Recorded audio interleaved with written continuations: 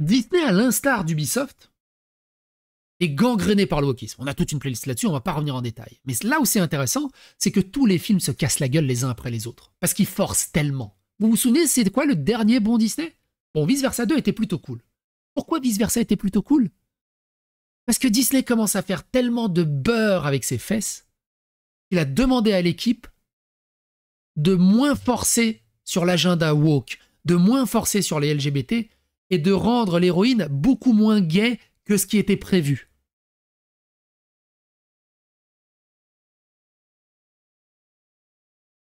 L'article est incroyable.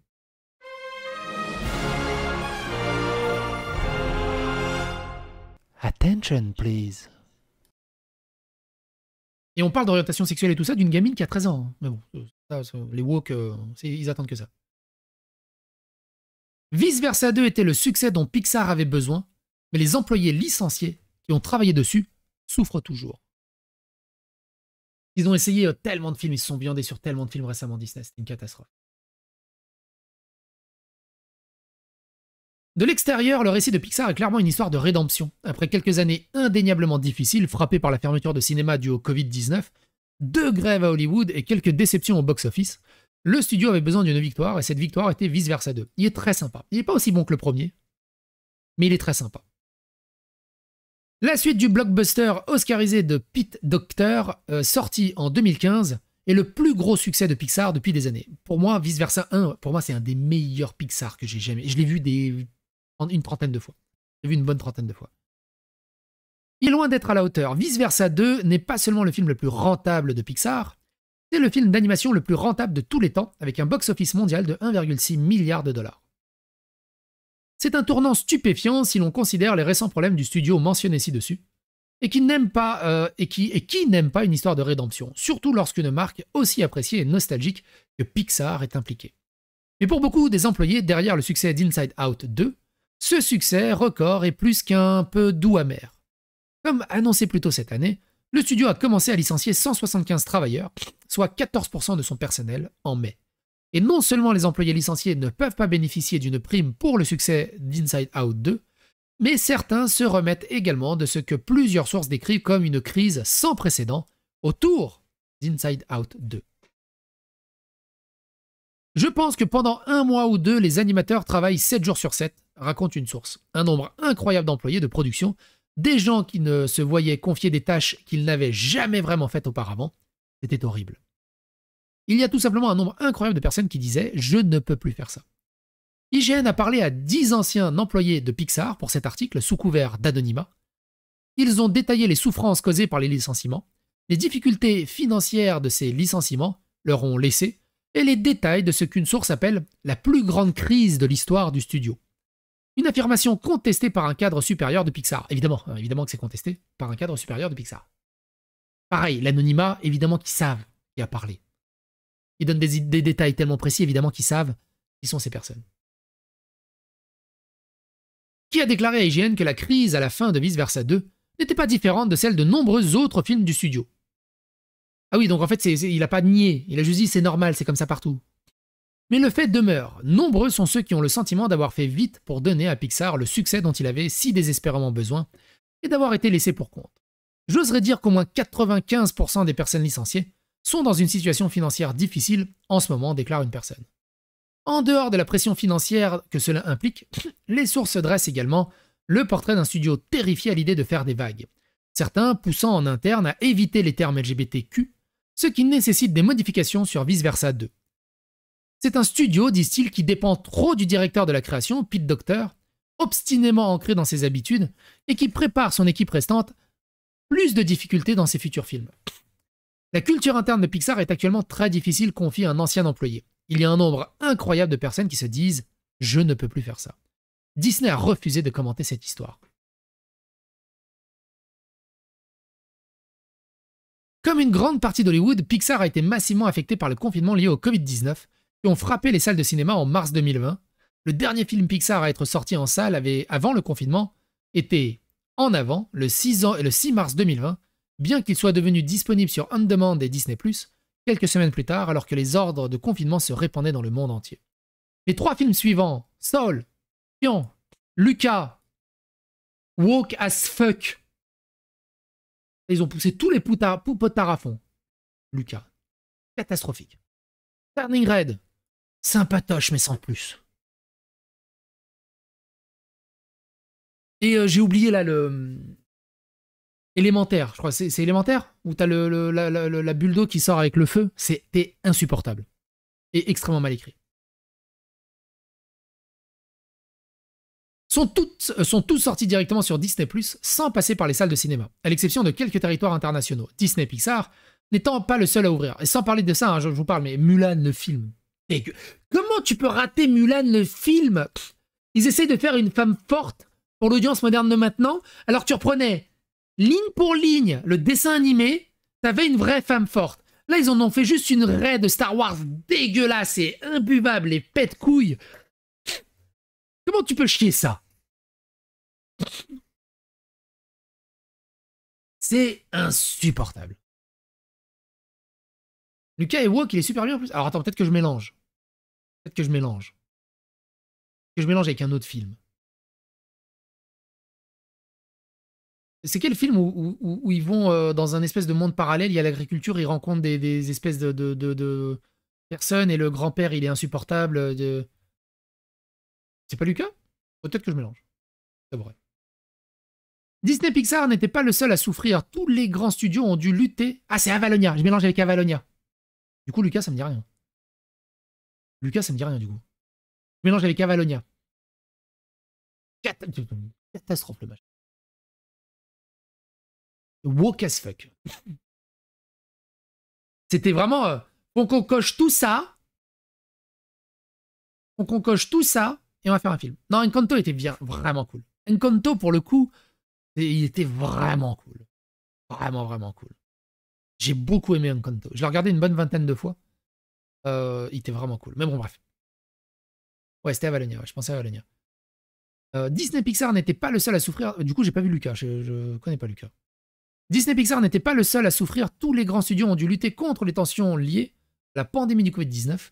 Mais lorsque les cinémas ont commencé à rouvrir en 2022, le retour de Pixar sur grand écran n'a pas été la rédemption financière qu'ils espéraient. Buzz Lightyear a été une déception largement médiatisée. C'était une catastrophe. Ils ont juste médiatisé. On a deux gays qui se font un bisou.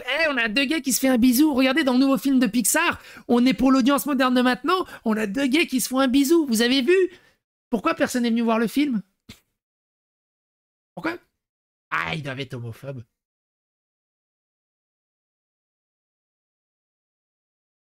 C'était insupportable.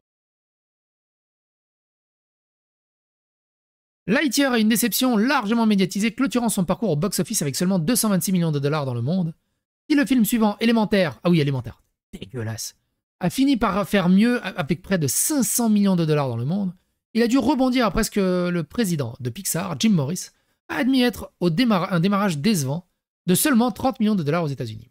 Et selon une source, en raison du modèle de partage des bénéfices de Disney Pixar, un film doit dépasser les 600 millions de dollars pour être considéré comme rentable pour Pixar. Et il n'est pas considéré comme un véritable succès avant d'avoir atteint la barre convoitée du milliard de dollars.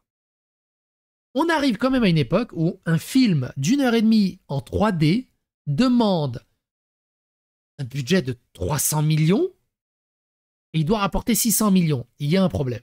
Il y a un problème qu'en 2024, la 3D soit aussi chère. C'est pas normal. C'est pas normal. C'est pour ça qu'avec les IA, je pense qu'on pourra réduire les coûts. De beaucoup. En faisant de la meilleure qualité. Ouais, le film. Le film, il a bidé parce que toute la promo a été faite autour du LGBT friendly. Et le film a bidé. Je sais pas, le premier vice-versa, on va regarder, attends.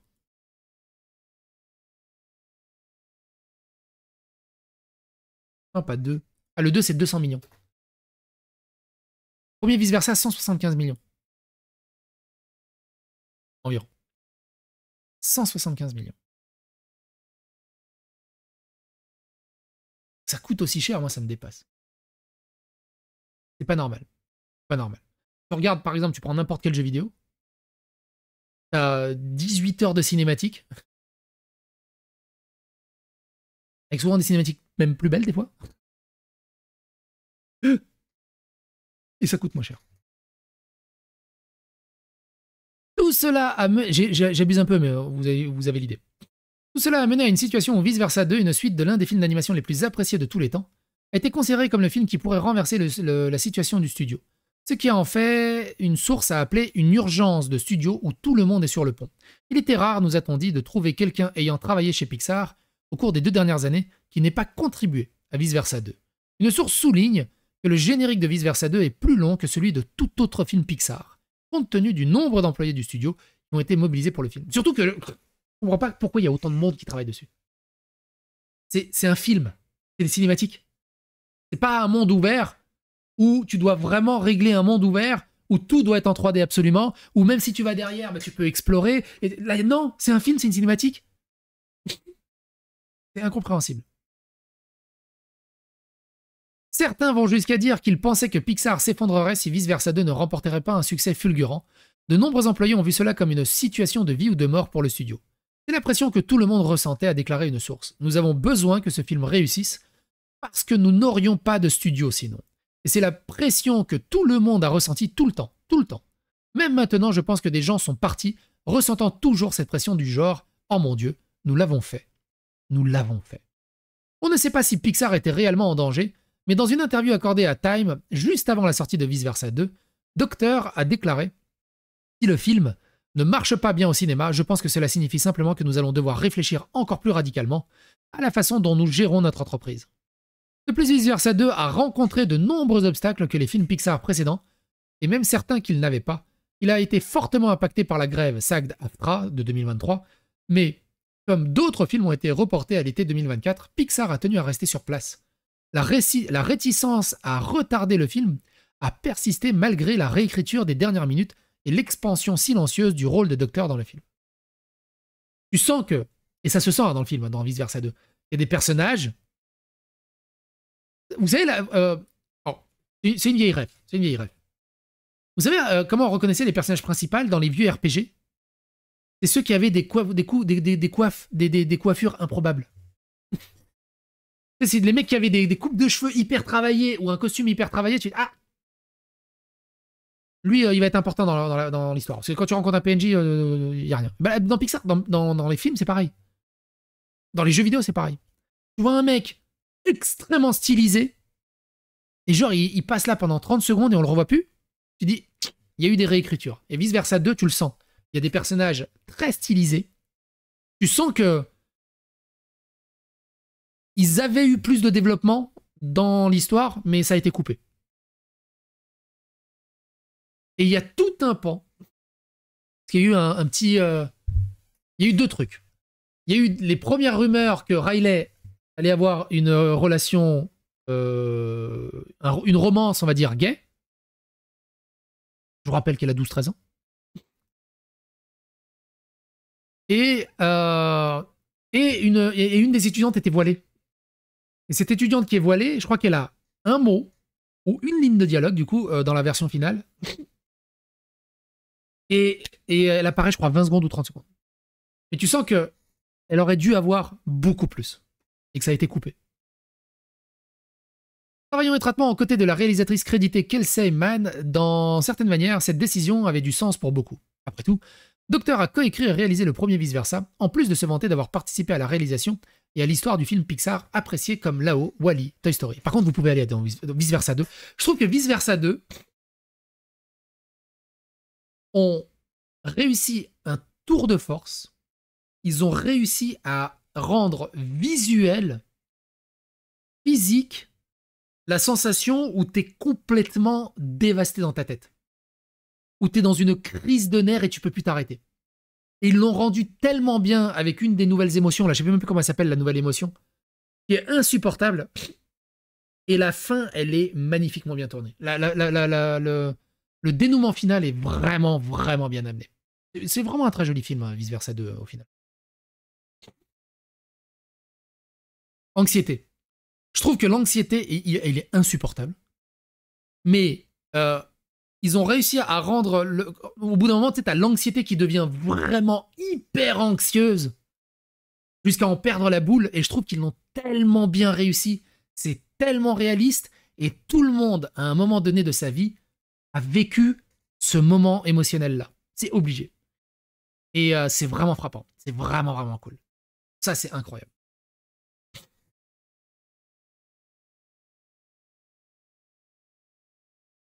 En plus de se vanter d'avoir participé à la réalisation et à l'histoire du film de Pixar apprécié comme Là-haut, qui est pas très bon Là-haut, bordel de merde, Wall-E, qui était très sympa, et Toy Story, évidemment, on le présente plus. Vous avez le résultat final. Vice Versa 2 a rapporté $1 milliard au box-office, a déclaré une personne à propos de Docteur, qui a obtenu un rôle plus important. C'était le résultat direct de l'implication de Pete. Pete est un génie, personne ne peut le contester. En fait, la plupart des sources interrogées par IGN n'ont pas de sentiment particulièrement négatif à l'égard de Docteur. Il est bien connu qu'après toutes ces années et un parcours éprouvé, il sait ce qu'il fait. Mais cela est également révélateur de ce que certaines sources qualifient de culte divin. De l'homme aux commandes, un vestige de l'époque où le directeur créatif John Lasseter a été évincé. Une source affirme que le studio s'appuie sur Docteur à un degré malsain. Et c'est en partie ce qui conduit à une situation comme celle de Vice Versa 2.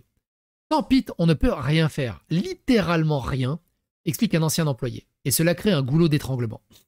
Pour beaucoup, c'est aussi le symbole d'une culture interne de Pixar obstinément ancrée dans ses habitudes, avec une aversion pour l'embauche de nouveaux réalisateurs et de nouvelles voix.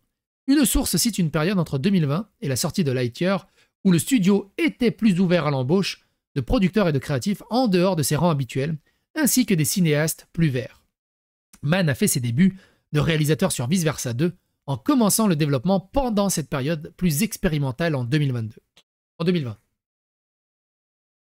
Cette brève période de volonté d'expérimentation n'a cependant pas duré. Selon certaines sources, après l'échec financier de Lightyear, Pixar a perdu l'envie de prendre des risques. Voilà le problème de Lightyear. On va prendre des nouveaux pour l'audience moderne de maintenant. On y va, on veut du LGBT, on veut de la diversité, équité, inclusion, on veut de la modernité, du progressisme. Wouhou, wouhou, wouhou. Ah. Bon, on va refaire un film à l'ancienne. Un peu l'idée. Que ce soit dans ses nominations créatives ou dans ses choix scénaristiques. Comme indiqué à l'époque, les raisons pour lesquelles Lightyear a déçu au box-office étaient nombreuses. Un concept de spin-off déroutant, une nouvelle voie pour Buzz, des difficultés de croissance pour passer de Disney+ au cinéma. Docteur a même admis que cela avait suscité beaucoup d'introspection au sein du studio, citant certains problèmes conceptuels et des personnages de Lightyear. Mais plusieurs sources affirment que la direction de Disney a imputé en interne une grande partie de la responsabilité de l'échec financier de Lightyear à un baiser entre des personnes du même sexe dans le film, qui a été brièvement supprimé, puis rétabli après un tollé interne au personnel. On va le supprimer parce que là c'est trop. Hein. Bon, on va le laisser.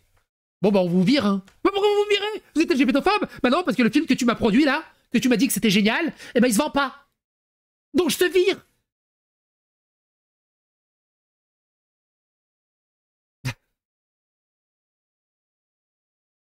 Dans une déclaration commune adressée à la direction de Walt Disney Company, les travailleurs LGBTQ et leurs alliés chez Pixar ont déclaré que la direction censurait les signes d'affection ouvertement homosexuels, à un moment où les employés protestaient également contre les réponses de l'entreprise au projet de loi Don't Say Gay. Alors je vous rappelle que le projet de loi Don't Say Gay, c'est le projet de loi Stop Woke Act, qui est vous laissez pas faire. C'est comme le Gamergate. Ils essayent de réécrire le narratif du Gamergate.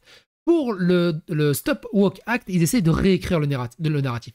Je ne peux pas aller en détail là-dessus parce que si j'ouvre une brèche, déjà la vidéo elle est longue comme ça. Je vous invite à aller dans la playlist Floride Stop Woke Act Disney et de regarder plus en détail. C'est extrêmement grave.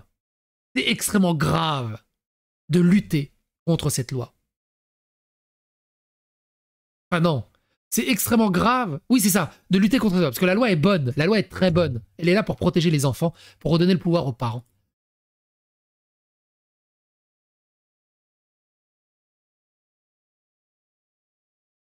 Et encore une fois, aucun problème pour des LGBT ou des gays. Regardez la Ballad of the Gay Tony de GTA 4, elle a été saluée par les joueurs, par tout le monde. Parce qu'il était bien écrit. Là, c'est... Il n'y a rien à voir dans l'histoire. Il n'y a aucune cohérence. Ils te mettent un gros projecteur. T'as vu, ils sont gays, t'as vu, ils sont gays, t'as vu, ils sont gays. Wouhou! T'as vu, ces personnages, ils sont gays. Wouhou! Mais ils sont importants, l'histoire. Oui, ils sont gays. Oui, mais qu'est-ce qu'ils apportent à l'histoire? C'est quoi leur vie et tout? Ils apportent de la diversité. Oui, mais dans l'histoire, ça sert à quoi? Ils font quoi dans l'histoire? Ils font un bisou gay. Ils servent à rien alors. T'oses dire que des gays ne servent à rien? T'es gayphobe, t'es homophobe, t'es gayphobe. Tu peux même pas discuter avec ça, ça sert à rien.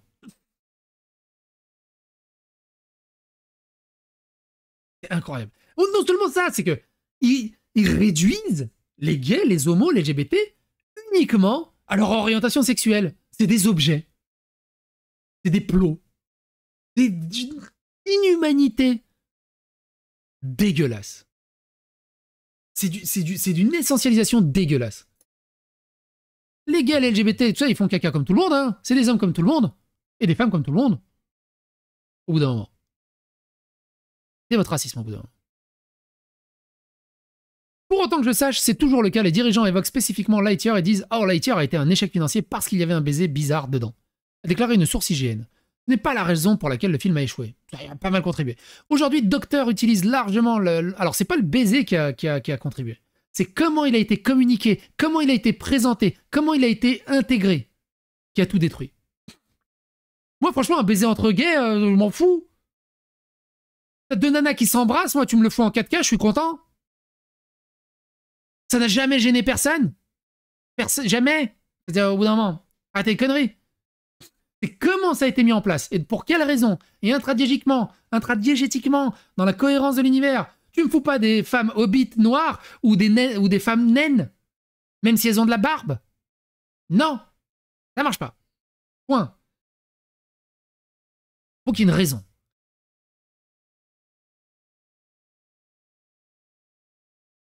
J'en étais où?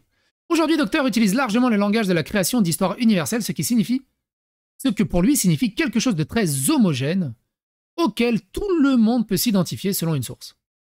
L'apparente hésitation à aborder les thèmes LGBTQ dans les scénarios a notamment affecté les développements de Vice Versa 2. Selon plusieurs de nos sources, plusieurs personnes se rappellent avoir entendu parler de notes continues pour que Riley, le personnage principal des deux films Vice Versa, apparaisse comme moins gay. C'est pareil dans La Reine des Neiges. Les woke avaient hurlé que dans La Reine des Neiges 2, on n'est pas officialisé que Elsa soit lesbienne. Parce que c'était obligatoire qu'elle soit gay. Elle peut pas être hétéro. Pourquoi? Incroyable.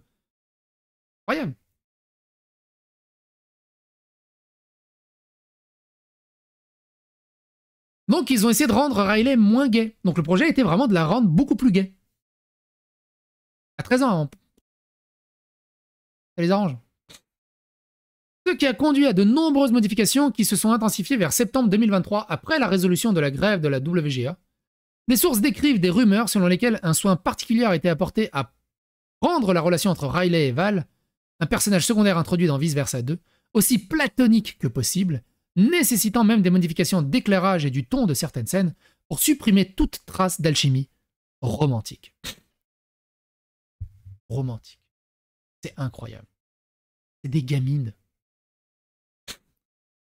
C'est des gamines.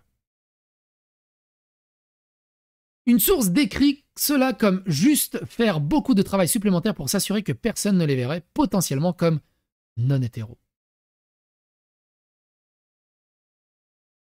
N'oublie pas que la femme est de Portugal et portugaise. Il convient de noter que Pixar a sorti un court-métrage en 2015 qui suivait le premier rendez-vous de Riley avec un garçon. Pourtant, de nombreux fans en ligne ont commencé à dénoncer le codage queer dans Vice Versa 2 dès la sortie de la première bande-annonce. Spoiler de Vice Versa 2 à suivre. Le film a également évoqué un profond secret sombre que Riley cachait tout au long du film, pour révéler dans le générique que le secret était qu'elle avait un jour fait un trou dans le tapis. De nombreux fans, cependant, pensaient que la révélation serait que Riley était en fait aux prises avec sa sexualité et se sentait même appâtée par ce qu'elle était réellement. On sexualise une gamine, hein, de 11-12 ans, Riley. Elle a quel âge, Riley? Âge, Vice Versa 2. 13 ans. Les woke qui veulent la sexualiser. Elle découvre sa sexualité, c'est mignon, et puis en plus elle est gay. Oh là là! Sérieux. Et comment je les vois, les woke? Comme ça. Attends, je vais essayer de retrouver.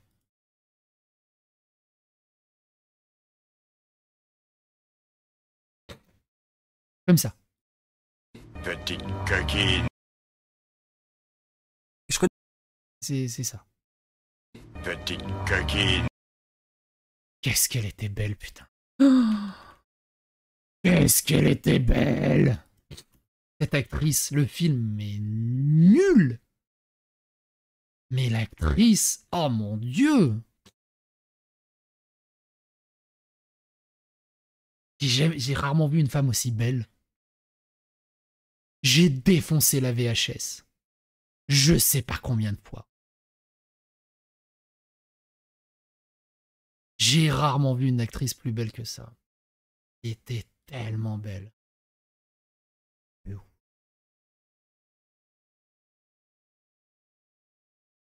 Alors le remake est dégueulasse, ils ont rien compris à Supergirl.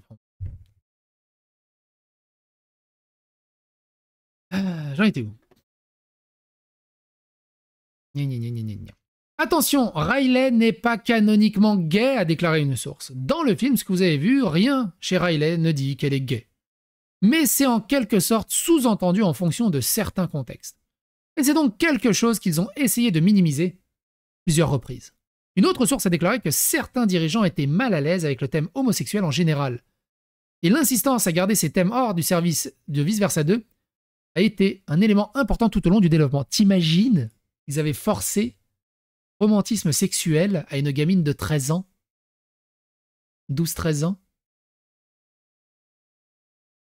Voilà pourquoi lutte l'extrême gauche, les woke et les influenceurs qui appellent au vote du NFP. Oui, la série.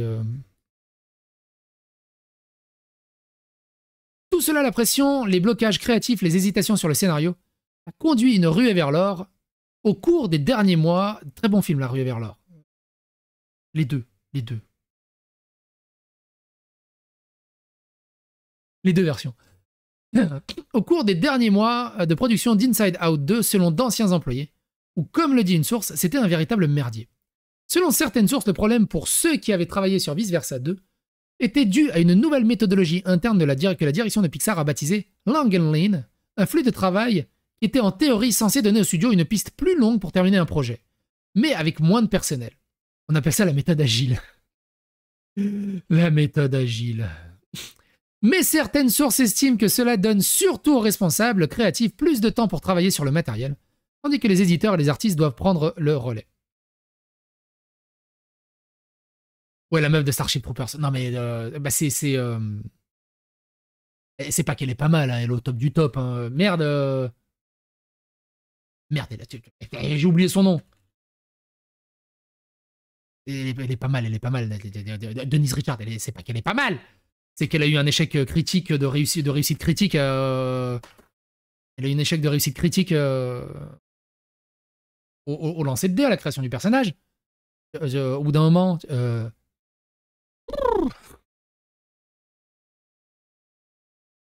Et encore là, elle est vieille.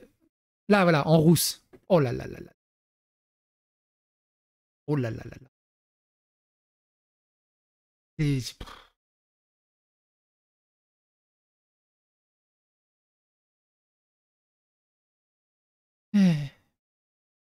J'avais une amie en Serbie qui lui ressemblait, pas très proche, qui s'appelait Tamara. C'était ouf. Bon, bref. Bon, on va pas faire les nanas là. On va faire une tier list un de ces quatre. On était où? Elio est également difficile. Attends, on était où? Voilà. Elio est également difficile à séparer de l'histoire qui entoure Vice Versa 2. La prochaine aventure de science-fiction devait initialement sortir le 1er mars 2024, mais était reportée au 13 juin 2025, l'automne dernier.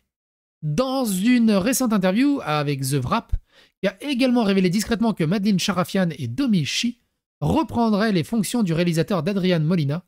Docteur a déclaré que le retard était en grande partie dû à la grève des acteurs, mais plusieurs sources d'IGN affirment que cela était également dû à des changements majeurs dans l'histoire, ce qui a conduit à un travail acharné sur le film, avant même que nombre de ces artistes ne soient transférés pour le travail sur Vice Versa 2. Une source qui a eu des expériences agréables sur ses projets précédents rapporte avoir ressenti un changement marqué lorsqu'elle était sur Helio. C'était un travail précipité, un travail paranoïaque, un leadership paranoïaque, des messages contradictoires, dit la source. Vous travaillez 24 heures sur 24, 7 jours sur 7, et donc après un certain temps, votre corps commence à se dégrader. En ce qui concerne Vice Versa 2, une source affirme que la crise a commencé à se faire sentir juste après la fin de la grève de la WGA, fin septembre 2023, et a duré jusqu'à la fin de la production. Certains, selon une source, travaillent le week-end au cours des 4 derniers mois. Si les sources reconnaissent une charge de travail accrue n'est pas rare à la fin de tout film d'animation, et encore une fois, un cadre supérieur de Pixar affirme que ce n'était pas inhabituel. L'une d'elles pointe également du doigt une mauvaise gestion générale de la série, Vice Versa 2 en général. Il y a eu, selon une source, un plus grand nombre de changements de dernière minute que d'habitude, nécessitant le développement d'outils à la volée. C'était vraiment dur, disent-ils.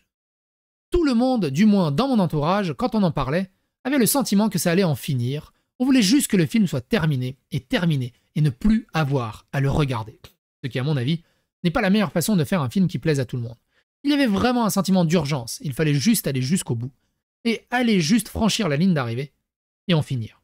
La précipitation à la fin du tournage a également été répartie de manière inégale au sein de Pixar.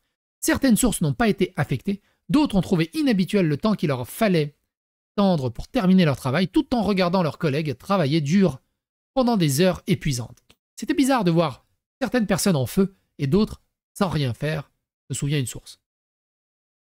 Certains ont dû attendre si longtemps que d'autres ont dû travailler sur leur plan, selon une source que les artistes des effets spéciaux ont commencé à travailler sur leur plan alors qu'ils n'étaient même pas encore complètement animés. C'est une pratique que l'on appelle travailler à la déloyale. C'est-à-dire qu'il s'agit en fait de faire une grosse partie du travail à l'avance, sachant qu'il sera probablement jeté à la poubelle au cas où il sera utilisé. D'autres sont prêts à reconnaître le mérite de Pixar. Ceux qui ont travaillé dur ont été payés pour leurs heures supplémentaires et les travailleurs ont eu droit à des congés en échange. Même s'il peut être difficile de trouver du temps dans le calendrier de production pour en prendre, mais selon certaines sources, même avec des solides avantages sociaux et des chefs d'équipe bien intentionnés, la structure de production en place et les exigences pour respecter le calendrier de sortie rendent la situation intenable. Ah oui, Vaiana 2, on verra bien ce que ça donne. Mufasa, il y a un nouveau Mufasa? Ah bon? Il y a le Roi Lion 2 en... Je vois pas l'intérêt de ce truc. Blanche... Non, je sais pas si vous vous rendez compte Attends. 30 secondes.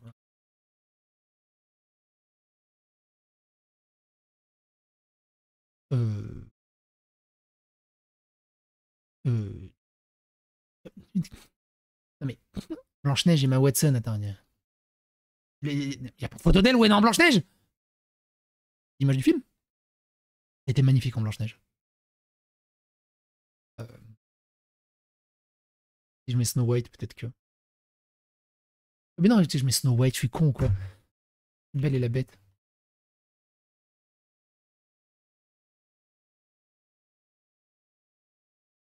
Je sais pas si vous vous rendez compte. Euh... La Belle et la Bête est ce qu'il est. Hein. C'est pas un grand film, hein, on est d'accord. Mais on passe de ça à ça. Je vous rappelle que elle est censée être la plus belle du royaume.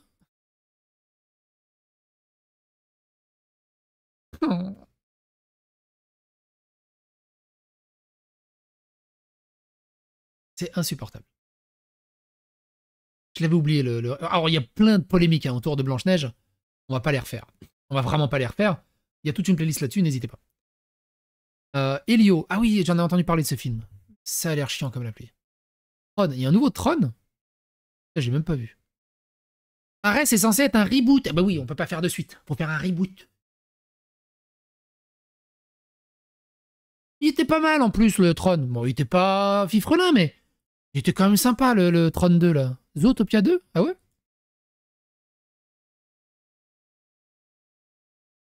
Hey, Tron 2, là. Je sais plus comment il s'appelle dans Tron 2, là, de Disney, là.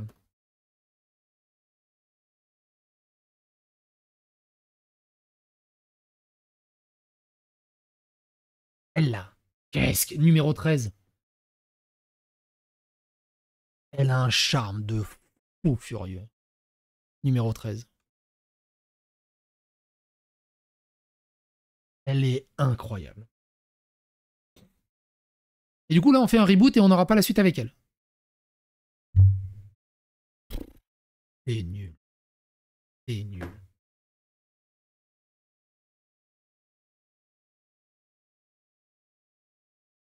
Et même Tron, franchement, ça va se passer quoi en 2024?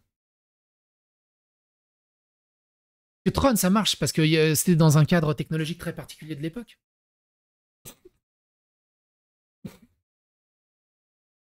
Ouais, la meuf de Dr House, numéro 13. Ils prennent soin de nous quand nous avons des douleurs, a déclaré une source à propos de Pixar. Ils nous mettent tous en œuvre pour nous aider. Les bénéfices sont vraiment importants pour la santé mentale. Ce n'est pas donc comme s'ils ne faisaient rien et ne nous offraient rien. Mais au bout du compte, j'ai l'impression que les attentes et les faits de se donner à fond pour y arriver, mais cela dure depuis des mois et ne sont pas tenables. Heureusement qu'ils bossent pas dans le jeu vidéo, hein, dis donc. Pareil, on va aller sur les yeux là parce que pour moi, ah merde, elle s'appelle comment? C'est pas Emma Watson, c'est l'autre. Emma Stone. C'est dans Bird, je crois. Il s'appelle Bird. Birdman. Dans Bird. Ouais, c'est ça.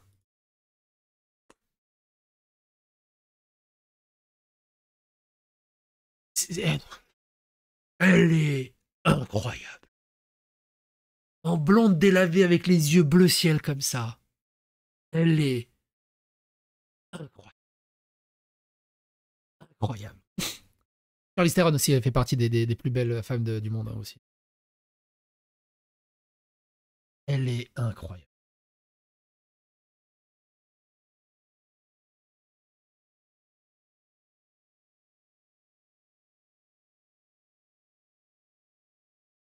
J'en étais où? D'autres craignent qu'en raison du succès d'Inside Out, Pixar n'ait plus aucune motivation pour changer les systèmes engorgés. On se souvient d'une récente réunion d'entreprise où, citant la victoire d'Inside Out 2, Docteur a essentiellement déclaré qu'il répliquerait le système sur Helio. Je pense que les gens se sont dit vraiment, a déclaré une source, vous avez en quelque sorte tué tout le monde dans Vice Versa, et maintenant vous voulez faire la même chose avec Helio. Et même si tout le monde n'a pas craqué pour Vice Versa 2, ce qui a frappé beaucoup de nos sources, c'est le nombre de personnes qui l'ont fait et qui ont été touchées par des licenciements en début d'année. Au mieux, le fait que Pixar a procédé à des licenciements à un moment donné n'a pas été un choc énorme pour le personnel. Les employés ont été informés que les licenciements auraient lieu au moment donné en janvier 2023 et Disney a annoncé en mai un réalignement stratégique qui comprendrait le licenciement de 7000 personnes dans l'ensemble de l'entreprise. 75 employés de Pixar ont été licenciés en juin cette année-là. Parmi ces licenciements figurait le réalisateur de Lightyear, Angus MacLane. Oh, je suis trop triste pour lui. Ainsi que Galen Sussman, le producteur devenu célèbre pour avoir sauvé Toy Story 2 après sa suppression accidentelle des serveurs Disney. Cette histoire, renseignez-vous dessus, elle est incroyable.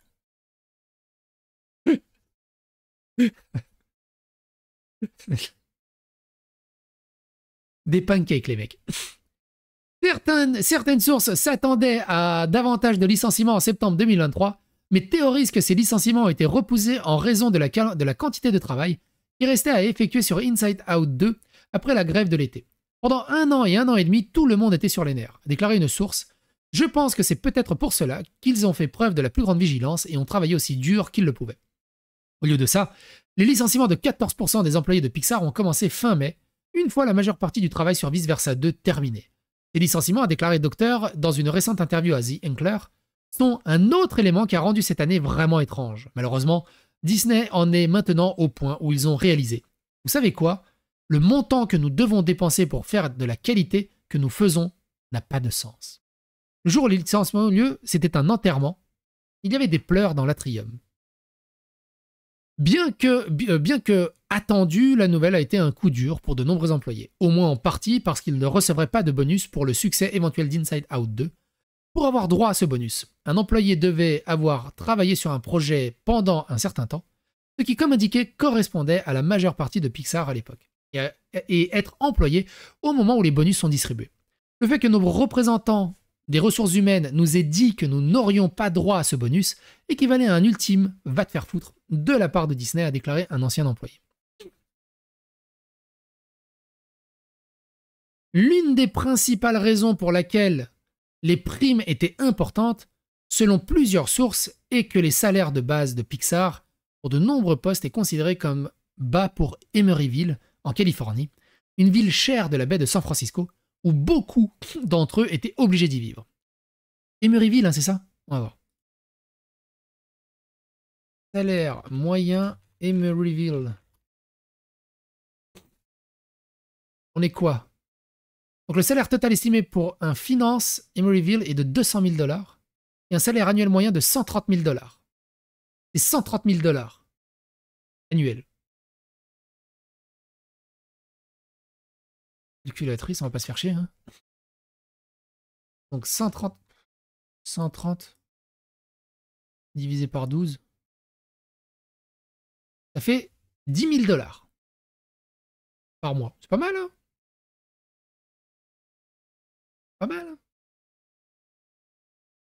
Allez, multiplié par 0,80, on va enlever les taxes, les impôts et tout ça. Ça fait 8 500 €. Allez, on va dire 8 500 €. Allez, on arrondit à la tension basse. 8 500 € par mois. Ils n'arrivent pas à s'en sortir. Vous vous rappelez de la vidéo de tout à l'heure où on a dit en Serbie le salaire moyen c'était 300 €? Où beaucoup d'entre eux étaient obligés d'y vivre. Il convient également de noter que contrairement à une grande partie du secteur de l'animation, en Californie, les employés de Pixar ne sont pas syndiqués au sein de l'Animation Guild, la TAG.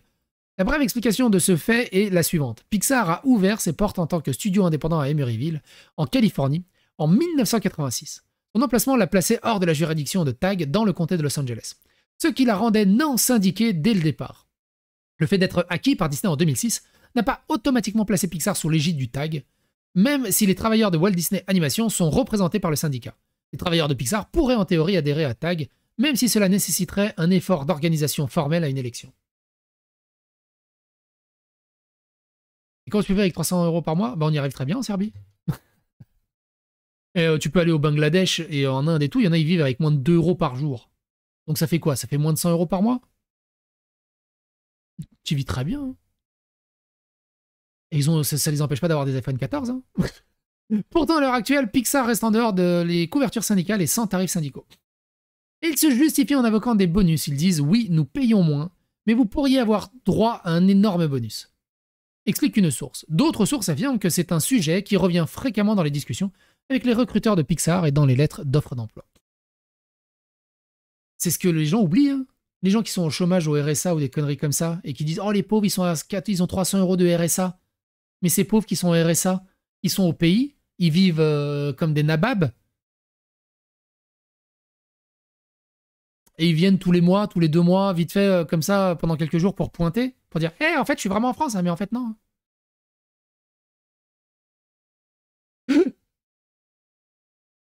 C'est tout. C'est tout. C'est tout. J'en étais où? Nous travaillons toute l'année pour ce bonus, explique un autre. C'est en partie ce qui fait que travailler chez Pixar en vaut la peine, nous en dépendons. En fonction du succès d'un projet ainsi que d'autres facteurs comme le fait qu'il soit ou non inférieur au budget, ces bonus peuvent aller d'1 à 10 semaines de salaire, étant donné le succès record d'Inside Out 2. Le bonus serait probablement plus élevé que ceux qui y ont droit. Selon certaines sources, de nombreux employés comptaient sur le bonus pour Inside Out 2, d'autant plus que le bonus était plus faible pour Elemental et inexistant pour Lightyear. S'ils avaient simplement ajouté quelque chose aux indemnités de départ des personnes licenciées, c'était comme s'ils disaient « En voilà une prime au prorata ». Cela aurait pu être fait par gentillesse selon moi, déclarait une personne. Je pense que cela aurait été très utile pour prouver qu'ils essayaient de faire preuve de compassion et de gentillesse envers les collègues qui doivent partir. De gentillesse, Disney. Tu te rappelles de la dernière histoire de Disney? Vous vous rappelez de la dernière histoire? Sa femme décède à Disney, mais comme il est abonné à Disney+, il peut pas poursuivre Disney en justice.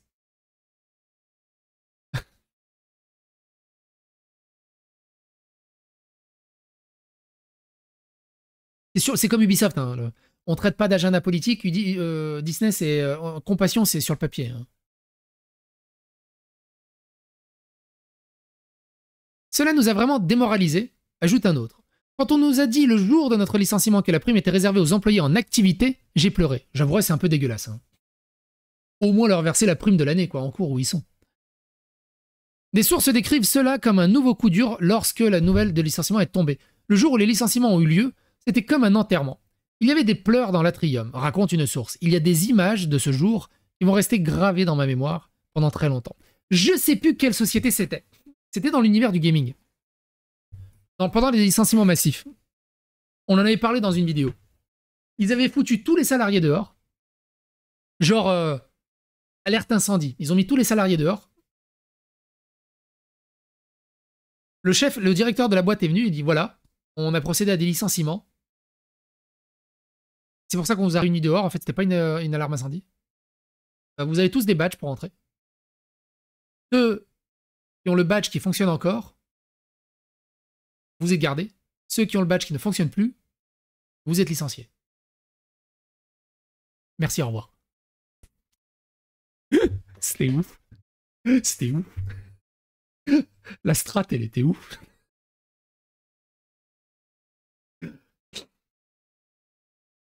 La strat, elle était ouf. J'ai bossé 20 ans à Disneyland Paris. Si tu veux des tuyaux, ah, pourquoi pas, ça peut être rigolo. Moi, j'y suis allé pendant des années à Disneyland Paris. Au moment où le pass était... Alors, si t'as bossé 20 ans à Disneyland Paris, tu pourrais peut-être me redire les dates. Moi, j'ai souvenir que le pass l'année, au tout début, les premières années où moi je l'ai acheté, si je dis pas de bêtises, il était à 89 €. Le pass premier tiers et le pass dernier tiers était à 189 €. Et là, ça valait le coup. Ça valait vraiment le coup. T'avais le parking gratuit, t'avais 10% dans les boutiques, t'avais 10 ou 15% dans les restos. Ça valait le coup. Là, le pass, il est à 300 €, je crois, le pass de base. C'est devenu ridicule.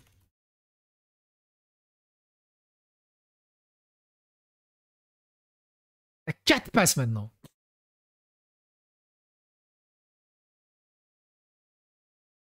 Ah, ta gueule. On va même pas aller sur le... C'est combien le pass?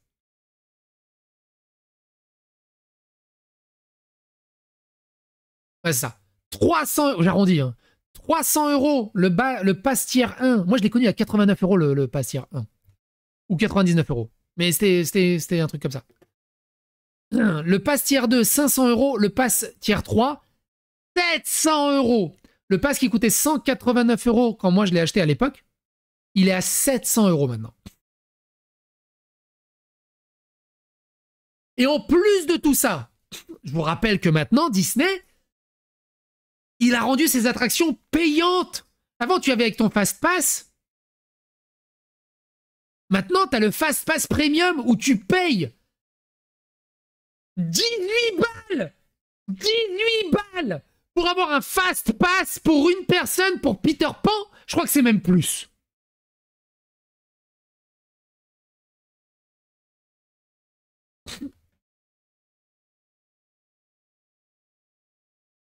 C'est quoi les Fast Pass pour les Fast Pass à... Attends. Par exemple, avec l'Ultimate Fast Pass, vous bénéficiez d'un accès rapide à 9 attractions prédéterminées. Ouais, t'as 9 Fast Pass, ils sont pas illimités. Pour acquérir ce Ultimate Fast Pass, il faudra dépenser en 60 € en basse saison et 90 € 900 en haute saison. Le Super Fast Pass coûte entre 30 et 45 € et donne un accès rapide uniquement à Ratatouille, à Peter Pan ou à Buzz l'éclair. 45 € pour faire un tour de Peter Pan pour une personne. J'imagine, je vais en famille à 4, 180 € pour faire un tour de Peter Pan. Alors que j'ai payé l'entrée de Disneyland, j'ai payé le parking, j'ai payé le pass à nu, jamais de la vie. Jamais de la vie. Vous êtes des malades. Vous êtes des malades. Vous êtes des malades.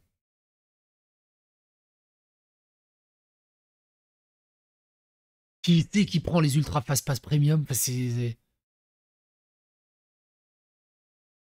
Ou alors à ce moment-là, c'est la foire du trône. L'entrée est gratuite et on fait payer les attractions. Et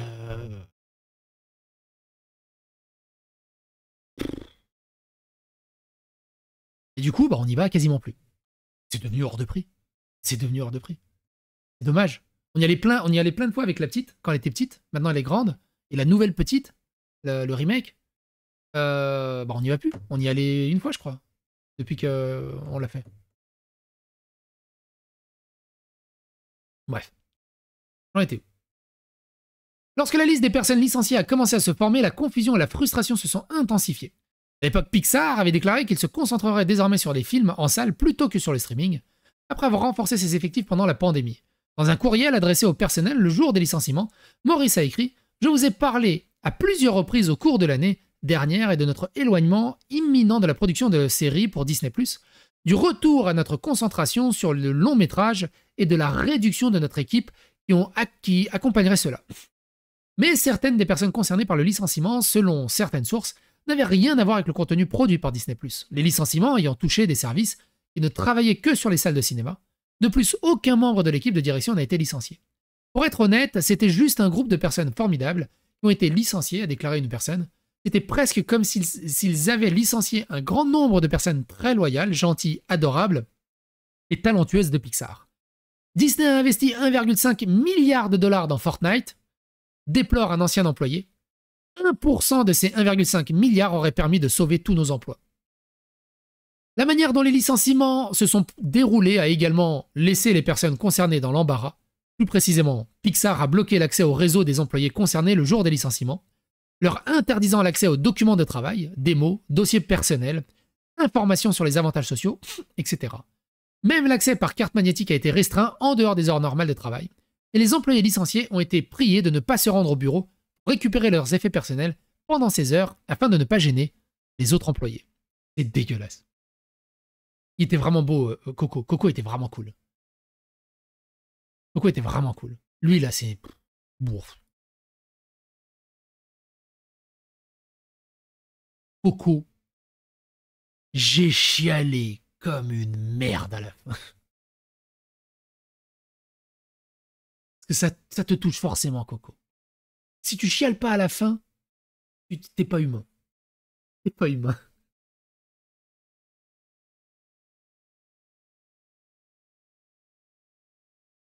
Si ce comportement est courant dans d'autres entreprises, il n'était pas courant chez Pixar. Selon plusieurs sources et beaucoup de personnes concernées se sont senties soudainement exilées et prises au dépourvu.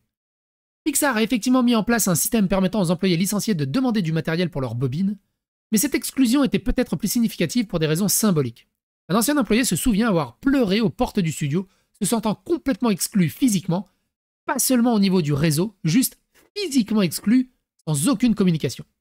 Il n'y avait personne des RH ou d'autres personnes pour nous soutenir ou nous guider, raconte une autre entreprise. Les messages étaient tous contradictoires, ce qui était extrêmement frustrant et émotionnel, et ne faisait qu'ajouter au stress général. Pendant ce temps, les anciens employés ont dû regarder Vice Versa 2 devenir un succès mondial. Une personne de l'époque a déclaré que le studio se sentait déconnecté de la façon dont il célébrait son succès au box-office, alors que ceux qui travaillaient sur le projet étaient sur le point de partir. Un autre employé licencié se souvient que des collègues de l'industrie lui ont demandé quel serait leur bonus potentiel étant donné le statut du succès d'Inside Out 2 et qu'ils lui ont répondu qu'ils ne toucheraient pas du tout. Oui, c'est doux amer, a déclaré une personne ayant travaillé sur Vice Versa 2 à propos de la montée en puissance de l'album dans les classements. C'est comme regarder un ex sortir avec une star du cinéma, en gros, c'est comme si on se disait « je suis content pour toi, mais pourquoi ?» Ce sentiment mitigé sont communs à tous ceux avec qui IGN s'est entretenu. L'un d'eux souligne même l'ironie de travailler sur un film sur la santé mentale pour ensuite se voir retirer son assurance maladie et donc sa thérapie et d'autres avantages en matière de santé mentale. Certains ne peuvent même pas se résoudre à voir Vice Versa 2, sachant combien d'anciens employés de Pixar ont du mal à joindre les deux bouts. Selon certaines sources, les conversations qui ont suivi les licenciements sont d'une ironie douloureuse. Si certains sont ravis de voir leur nom associé au film d'animation le plus rentable de l'histoire, ils jonglent avec ces sentiments tout en ne sachant pas comment ils paieront leurs factures le mois prochain. Selon certaines sources, de nombreux employés licenciés ont dû quitter la région d'Emeryville pour trouver les prochains déménagements. Aller à bloc 32 ? Non, bloc 23, je veux dire. Une situation dans laquelle l'accent mise par Vice Versa 2 sur la lutte contre diverses émotions contradictoires est malheureusement approprié. Le simple fait de voir ce film avoir autant de succès dans les salles de cinéma, c'est génial, a déclaré un ancien employé. Je suis vraiment heureux pour nous tous, chez Pixar, qui voulons voir ce film. Mais pour ceux d'entre nous qui ont été licenciés, c'est vraiment dommage pour certains d'entre nous qui ne savent tout simplement pas ce qu'ils vont faire maintenant. J'étais fan avant de travailler là-bas, donc c'est vraiment difficile de voir comment les saucisses sont fabriquées maintenant et de se dire « Oh, est-ce que je pourrais un jour redevenir fan ?» Je ne sais pas. D'autres s'inquiètent de la culture de Pixar et de la manière dont les histoires sont davantage axées sur les histoires universelles, en particulier en raison de l'aversion apparente pour les thèmes LGBTQ. C'est ce qui est en train de sauver Pixar, hein, quelque part, mais pas trop. Beaucoup d'entre nous ont accepté le fait que nous ne verrions peut-être jamais un personnage gay majeur dans un film Pixar, explique une source. Eux, ce qui les intéresse, c'est ça. Ils veulent un personnage gay. Moi, je veux juste une bonne histoire. C'est pour ça que si tu veux un personnage gay, ce sera jamais une bonne histoire. Si tu pars de ce postulat. Mais au fond, la plupart des sources interrogées par IGN s'inquiètent de l'avenir d'un studio qu'ils ont idolâtré en grandissant et des employés qui y travaillent encore. Plusieurs sources affirment que le moral des employés est particulièrement bas, d'autant plus qu'il reste du travail à faire sur Helio. Selon elle, Pixar a tiré toutes les mauvaises leçons du succès d'Inside Out 2, tout en étant ancré dans des processus de travail intenables. Une personne qualifie le studio de sans gouvernail, affirmant qu'il a eu beaucoup de chance sur Inside Out 2. Ils n'ont rien appris et c'est le retour que je reçois encore lorsque je contacte les employés actuels, déclare une autre source. En ce moment, tout le monde est sous Helio. Les choses sont exactement les mêmes qu'avant. Tout le monde travaille des heures folles pour réparer Helio. J'ai absolument pas entendu parler d'Helio d'ailleurs. Je sais même pas de quoi ça parle. Je pense que le sentiment le plus répandu dans le studio avant le licenciement et même maintenant, après en parlant aux gens qui sont toujours là, c'est que tout le monde a l'impression que les dirigeants agissaient simplement par peur, ajoute un autre. Tout est fait pour préserver leur propre pouvoir dans leur propre travail. Je pense donc que le moral est vraiment bas parce que les gens n'ont plus confiance dans le fait qu'ils sont dirigés dans leur intérêt. Si l'on peut tirer un certain avantage de cette situation, certains affirment qu'ils sont toujours fans du studio en raison des amis qu'ils y ont encore, qui mettent tout leur cœur dans leur travail. Certains soulignent encore une fois que leur ressentiment ne concerne même pas Docteur ou Maurice, en particulier dont les mains sont probablement liées sur de nombreux problèmes. Mais malgré tout, alors que Vice Versa 2 se dirige vers une visibilité encore plus grande sur Disney+, plus tard ce mois-ci, un certain appel à la justice pour ceux qui ont été licenciés demeure. Nous aimons raconter ces histoires, c'est notre métier, mais lorsque votre travail est publié, vous voulez en quelque sorte bénéficier de la force de cette publication, explique une source. Les gens doivent être rémunérés pour cela. Et aussi, autre chose, il reste encore quelques bons articles sur IGN. Ils ne font pas que de la merde.